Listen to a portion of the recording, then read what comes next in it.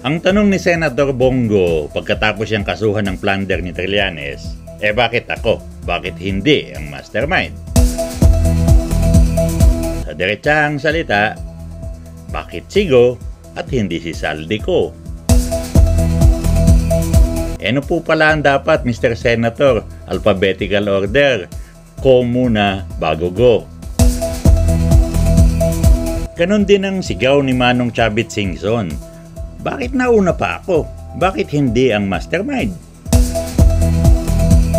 Diretsahan, tinatanong ni Manong Chavit bakit siya agad at bakit hindi muna si dating House Speaker Martin Romualdez.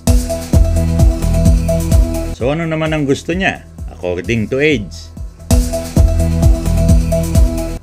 Si Martin muna bago ang lolo nyo. Ang sagot po talaga dyan ay hindi alphabetical order.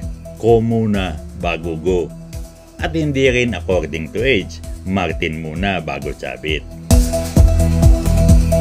Ang talagang nauunang kasuhan ay kung sino na ang humaharap sa sapat na ebidensya. At sino naman ang magsasabi kung sapat na ang ebidensya? Isa po sa dalawang ito ang nagsasabi niyan. Isa, ang private complainant. Kung hindi naman private complainant, ang magsasabi ay yung nag-iimbestiga mula sa pamahalaan. At ito ay ang kapulisan, o di kaya ang NBI, o ang Office of the Ombudsman, o minsan din ang Department of Justice. Maaaring i-file agad-agad ang anumang kaso kung tingin ng magpa-file ay sapat na ang ebidensya para patunayan ng walang duda na may kasalanan ng akusado. Ang madalas na problema nga lang kapag minamadali ang pagpapile ng kaso ay baka kulangin ng ebidensya at ma-dismiss ang kaso. Sa kabilang banda, nagtatagal ang pagpapile ng kaso dahil hirap o mabagal ang pagkalap ng ebidensya. Wow! Pero madalas, mas malaki ang tsansa na makakuha ng conviction laban sa akusado kung maingat at maayos na itinataguyod ang mga ebidensya. Sa kaso po ni Senador Bongo, ang nagpasya na sapat ng ebidensya laban sa kanya ay ang private complainant na si former Senator Antonio Trillanes. Dahil sa pagpapalagay ni Trillanes na sapat na ang kanyang ebidensya para sa krimeng plunder laban kay Senador Bongo, dating Pangulong Rodrigo Duterte at iba pa, nag-file na siya ng kaso. Alam naman ng marami na itong reklamong plunder ni Trillanes ay inanunsyo na niya sa publiko noon pang 2018 hanggang 2019. Ang sabi ni Trillanes noon, hindi daw niya muna ipapile ang kaso dahil naniniwala siya ng nakaupong ombudsman nung panahon na yon, si Samuel Martires, ay kakampi nila Go at Duterte. Woo! Ano si Trillanes? Bale, parang ganun ang sinasabi niya noon. Ngayon ngang may bago ng ombudsman, si Crispin Remulla, ay minarapat na ni Trillanes na isampa ang kaso. Maaari niyong itanong, wala bang deadline ang pagpapile ng kaso? Unang binanggit ni Trillanes siyang kaso 7 years ago pa. Hindi ba ito lampas na sa deadline o yung tinatawag na prescription period? Sagot, hindi po lampas sa anumang deadline ang kaso ni Trillanes laban kay Go, Duterte et al.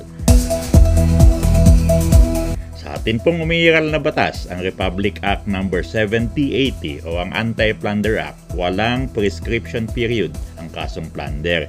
Ibig sabihin, walang deadline. Ang problema nga lang kapag sobrang pinatagal ay maaaring mawalan na ng testigo o di kaya pumanaw ng akusado.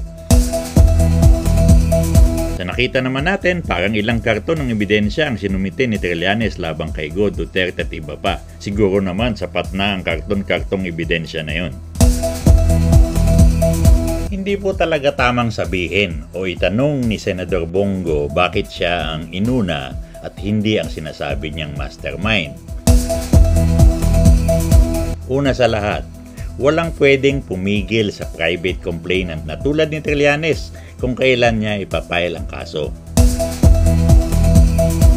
Pangalawa, Hindi ang ICI ang nagrekomenda ng kaso laban kay Go. Hindi niya pwede gamitin yung argumento na inuna siya. Ganon din po ang circumstances sa kaso ni Manong Chavit Singson. Hindi ICI ang nagrekomenda ng kasong plunder laban sa kanya.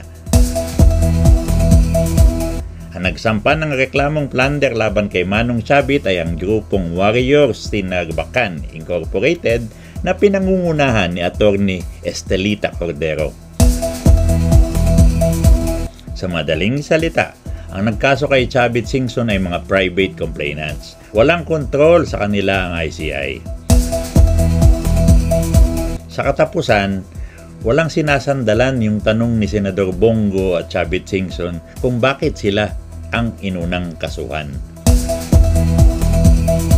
Uulitin natin, ang pagsasampa ng kaso sa mga opisyal na sangkot sa katiwalian ay hindi base sa alphabetical order.